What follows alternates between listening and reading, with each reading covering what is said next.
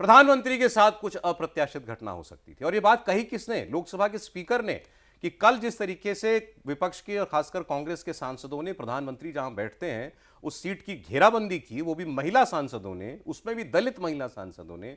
इरादा क्या था? स्पीकर कह रहे हैं कि मैंने अनुरोध किया प्रधानमंत्री से, आप यहां न आए, यहां कोई अप्रिय घटना हो सकती है, आपके साथ कुछ अप्रत्याशित अमर्यादित आचरण किया जा सकता है।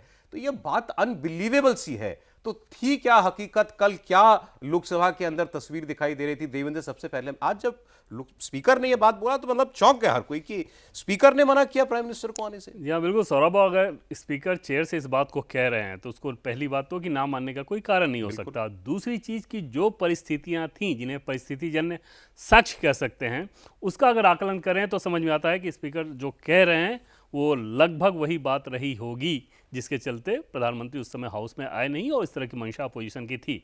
परिस्थितिजन्य साक्ष्य मैं किस हिसाब से कह रहा हूँ कि कल जब ये तय हो गया कि प्राइम मिनिस्टर 5 बजे शाम में बोलेंगे, उससे पहले स्पीकर को, जो अपोजिशन के नेता हैं, स्पीकर से लगातार मिल रहे होते हैं, हाउस चलने के दरमियान भी या हाउस से अलग भी। उसके पीछे मंशा ये रहती है कि भाई उनको अपने इश्यूज उठाने का मौका मिले, उनको ज़्यादा समय मिले, मतलब लोकसभा की कार्रवाई में या अगर राज्यसभा के हैं तो राज्यसभा की कार्रवाई में ज़्यादा से ज़्यादा अपना योगदान दे सके। इसलिए एक ऑलरेडी रेपो रहता है और स्पीकर क्योंकि किसी पार्टी के बंधे होते नहीं हैं तो सभी दल के सांसदों के साथ उनका संपर्क रहता है। कल उनको इस बात की सूचना दी गई कि अपोजिशन के हमारे कैंप की जो 10 महिला सांसद हैं, 8 से 10 महिला सांसद, वो आज घेराव करने वाली हैं और वो बैनर भी लेके आएंगी और प्रधानमंत्री के चेयर की तरफ वो जाएंगी। ये कांग्रेस के लोगों ने बता दिया? एक कांग्रेस के लोगों ने ही स्पीकर को ये इस बात की जानकारी दे दी। और आप जाएं तो जब भी आप जाएंगे स्पीकर के यहाँ या तो वहाँ पे आपको नज़र आएगा कि कुछ ना कुछ अपोजिशन के सांसद लगातार मिल रहे होते हैं और दिन में कई बार मिल रहे होते हैं, अलग अलग नेता मिल रहे होते हैं। उसी में किसी नेता ने उनको इस बात की जानकारी दी, फिर उसको वेरीफाई किया गया, पता चला कि ये सही है, तो फिर प्राइम मिनिस्टर को रोका गया। अब जो हुआ वो हुआ ये कि जैसे शाम में 5 बजा, उसके बाद ये जो महिला सांसद हैं कांग्रेस की, 8 से 10 महिला सांसद, उन्होंने जो बैनर ले रखा था वो उस पर लिखा हुआ था जो उचित है वो करो, यानी कि नरवणे के बुक का जो एक लाइन था कि ऊपर से ये कमांड दिया गया था पीएम की तरफ से, उनके हवाले से, मतलब उनके अनुसार, तो उसी लाइन को लेके वो आगे बढ़ना शुरू हुई। पीएम तो क्योंकि पहुँचे नहीं, स्पीकर ने ये बता दिया था, अब नहीं पहुंचे। उसके पीछे वजह सौरभ ये थी कि प्रधानमंत्री को भी पता था और स्पीकर भी इस बात को समझ रहे थे कि अगर देश के प्रधानमंत्री वहाँ पे बैठे हैं और 8 से 10 महिला सांसद वहाँ पे जाके उनकी घेराबंदी करने लगे, उनके सामने बैनर दिखाएं, नारेबाजी करें, तो बीजेपी के दूसरे सांसद, ऐसा तो है नहीं कि उनके लीडर के साथ ये सब कुछ हो रहा होगा तो वो अपनी चेयर पे बैठे रहेंगे, वो एकदम से रिएक्ट करेंगे। और उस रिएक्शन में ऐसा ना हो कि किसी महिला सांसद को चोट लग जाए, कुछ धक्का मुक्की हो जाए और कोई अगली तस्वीर सामने आ जाए। कोई वालों ने कहा कि हाँ हम भी, मतलब उस वक्त अगर ऐसा होता तो हम भी जवाब देते।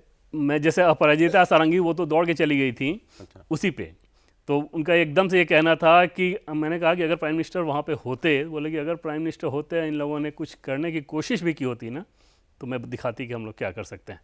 और वो स्वाभाविक सी बात है, एकदम बेसिक अंडरस्टैंडिंग है कि अगर आपके लीडर के साथ कुछ हो तो फिर वो सांसद बर्दाश्त नहीं करते और नंबर्स के हिसाब से, ताकत के हिसाब से सत्ता पक्ष हमेशा भारी पड़ेगा वहाँ पे हाउस में। तो उस कंडीशन में प्राइम मिनिस्टर आए नहीं। उसके बाद जब ये आगे बढ़ना शुरू हुए तो निशिकांत दुबे की तरफ ये लोग आगे बढ़ना शुरू हो गए। अब निशिकांत दुबे की तरफ आगे बढ़ना शुरू हुए तो पहले इन्हें केंद्रीय मंत्री अश्विनी वैष्णव ने रोका कि भाई ये क्या, आप लोग अपनी तरफ रहो, अपने साइड में रहो, अगर वेल में जाके भी अगर आपको हंगामा करना है तो उसमें होता ये है कि अपोजिशन के हिस्से का, मतलब टेबल के दूसरे तरफ अपोजिशन वहाँ से नारेबाजी कर ले। वो नहीं हुआ, इधर आप आ रहे हो, आगे बढ़ते जा रहे हो। तो अनुराग ठाकुर ने निशिकांत दुबे को बोला कि आप निकलो। उन्होंने ऑब्जेक्ट किया, क्यों निकलूँ मैं, किया क्या मैंने? तो उन्होंने कहा कि आप देख नहीं रहे हो कि इनके क्या तेवर हैं, ये कुछ चाह रही हैं कि कुछ भी अप्रिय स्थिति हो जाए। निशिकांत जी कल न्यूज़ बना चुके थे, निशिकांत जी, और इंदिरा गांधी पर बोल, तो उन्होंने बोला कि अरे मेरा बुक, तो अनुराग जी इतनी हड़बड़ी में थे, उन्होंने बोला कि बुक लेके मैं आ जाऊंगा, आप निकलो पहले यहाँ से। ऐसा लग रहा है जैसे हमले की तैयारी थी। हाँ, उस तरह की तस्वीर में। और ये एकदम से अनुराग ठाकुर इस स्थिति को समझ रहे थे, वो निकले और फिर अर्जुन मेघवाल जो कि संसदीय कार्य राज्य मंत्री हैं, वो बीच में आए। उन्होंने महिला सांसदों को समझाना शुरू किया कि जब सदन की कार्रवाई स्थगित हो गई है तब आप ये लोग क्या कर रही हो, ये कहाँ जा रही हो, नारेबाजी करते हुए आगे बढ़ते जाना। तो अब समझा जा सकता है कि अगर निशिकांत दुबे के साथ ये कुछ हो रहा था, प्रधानमंत्री के चेयर के पास महिला सांसद, प्रियंका गांधी ने खुद भी अपने बयान में इस बात को कहा है कि अगर 3 महिला सांसद वहाँ पर थी तो प्रधानमंत्री क्यों डर गए।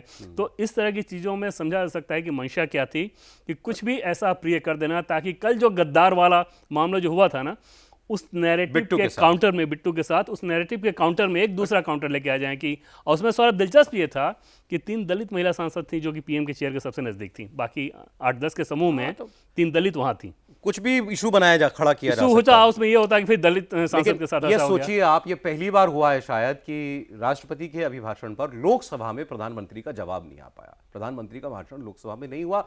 आज राज्यसभा में प्रधानमंत्री ने अपनी बात कही है, लेकिन जो लोकसभा में पहले भाषण होता है तो वहां नहीं हो पाया। ऑल्दो प्रियंका गांधी से जब ये पूछा गया तो वो उन्होंने कहा कि जब राहुल गांधी को, लीडर ऑफ ऑपोजिशन को नहीं बोलने दिया गया तो प्रधानमंत्री को भी नहीं बोलने देंगे। कांग्रेस पार्टी के हर नेता की आज यही लाइन थी, एलओपी जब तक नहीं बोलेंगे तब तक हम प्रधानमंत्री को बोलने नहीं देंगे। और राज्यसभा के अंदर जो है वैसा विरोध देखने को नहीं मिला। नारेबाजी वगैरह 10 मिनट तक चली शुरुआत में जब प्राइम मिनिस्टर ने बोलना शुरू किया, लेकिन उसके बाद फिर ऑपोजिशन के नेताओं ने वॉकआउट कर दिया। ये देख के भी हैरानी हुई कि लोकसभा में तो आप इतने एग्रेसिव हैं कि प्रधानमंत्री की कुर्सी घेर लो, और राज्यसभा में आप 15 मिनट नारे भी नहीं लगा पाए। बिल्कुल सौरभ, और कल भी अगर आप देखें तो लोकसभा में जब इतना कुछ चल रहा था तो उस समय राज्यसभा में कार्रवाई स्मूथ चल रही थी। तो अगर कांग्रेस पार्टी अपने ही दूसरे सदन के सांसदों को ये नहीं समझा पा रही है कि जो हमारी रणनीति यहाँ पे है सही या गलत, तो अलग विषय हो सकता है, लेकिन राहुल गांधी अगर इतना एग्रेसिव हैं इस मसले को लेके तो वहाँ पर भी आप उस काम को करें, लेकिन वो बिल्कुल सामंजस्य नज़र नहीं आया। और कांग्रेस सोर्सेज का ये भी कहना था कि केशव वेणुगोपाल जैसे नेताओं ने तो इस बात को लेके बहुत आपत्ति भी जताई कि ऐसा कैसे कि राज्यसभा में आप उस मसले को उस रूप में ज़ोरदार तरीके से नहीं उठा रहे हैं। और स्थिति ये हो गई कि आप लोकसभा में बोले नहीं, लोकसभा में पीएम को बोलने नहीं दिए, खुद भी नहीं बोले, दोनों गलत था। राहुल गांधी भी अगर नहीं बोले तो वो गलती थी, और गलती उनकी अपनी थी कि आपको इतना मौका दिया गया बोलने का। जब जब सौरभ कार्रवाई बाधित हुई, हर बार चेयर से उनसे यही पूछा जाता था कि क्या आप नहीं बोलना चाहते हैं। राहुल गांधी अगर बोलना चाहते हैं तो बहुत आसानी के साथ उस इशू पे भी बोल सकते थे, थोड़ा सा फॉर्म खाली ये चेंज करते कि भाई किताब का हवाला नहीं दे सकते आप।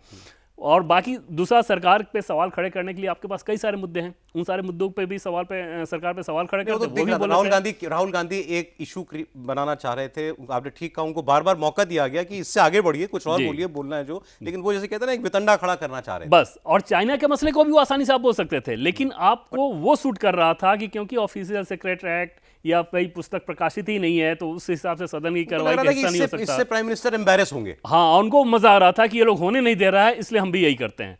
अगर ये लोग सरकार के पक्ष वाले उनको बोलने देते तो शायद उस मसले पर उतना ज्यादा बोलते भी नहीं। उनको जैसे ही ये समझ में आना शुरू हुआ कि अरे इससे तो ये अनकंफर्टेबल है, तो बस इसी लाइन को पकड़े। लेकिन राज्यसभा के कांग्रेस के नेता उतने अग्रेसिव नहीं थे, मतलब वो नहीं चाह रहे थे इस मुद्दे को इतना तूल देना। बिल्कुल नहीं सौरभ, और हुआ भी नहीं। अगर वैसी स्थिति थी, पार्टी की रणनीति थी, तो ऐसा कैसे कि लोकसभा में अगर आपके लिए इतना बड़ा इशू है तो मल्लिकार्जुन खड़गे राज्यसभा में उसी किताब को लेकर आके बोल सकते थे, उसी इशू को उठा सकते थे। अगर आपके लिए इशू इंपॉर्टेंट था तो ऐसा तो हो नहीं सकता ना कि वो किताब सिर्फ राहुल गांधी को उसकी जानकारी थी, या किताब सिर्फ राहुल गांधी के पास है। वैसे वो किताब भी लिया है, पता नहीं कहां से लाए किताब, वो जब किताब पब्लिश ही नहीं हुई है, आज वो लहरा रहे थे उस किताब को और कह रहे थे कि मैं ये प्रधान कल से लहरा रहे हैं, प्रधानमंत्री को दूंगा। बिल्कुल मैं दूंगा, क्योंकि वो इसको इशू बनाना चाहते थे। आराम से ये कह सकते थे कि मल्लिकार्जुन खड़गे को भी कि भाई आप इसी पुस्तक को लेकर आप भी जाएं, आप ये करें। आपने वो नहीं किया, आराम से चुपचाप वॉकआउट करके चले गए। मतलब ये कि राज्यसभा के अपने ही लोगों को आप समझा नहीं पाए, अपने दल के लोगों को नहीं समझा पाए, अपने एलाइज को नहीं समझा पाए।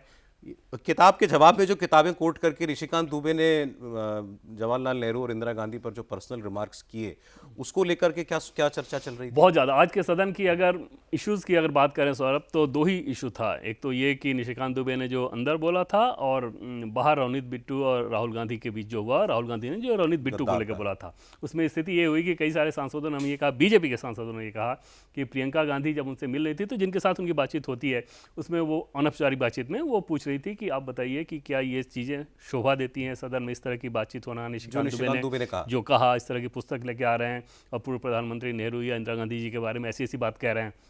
तुरंत बीजेपी के सांसद अगला काउंटर सवाल वो लोग प्रियंका गांधी से ये कर रहे थे कि आप ये बताइए कि नेता प्रतिपक्ष राहुल गांधी, भारत सरकार के मंत्री रवनीत बिट्टू जो कि सिख कम्युनिटी के आते हैं, उनको गद्दार कहना ये आपको शोभा देता है? आपको लगता है कि ये होना चाहिए था?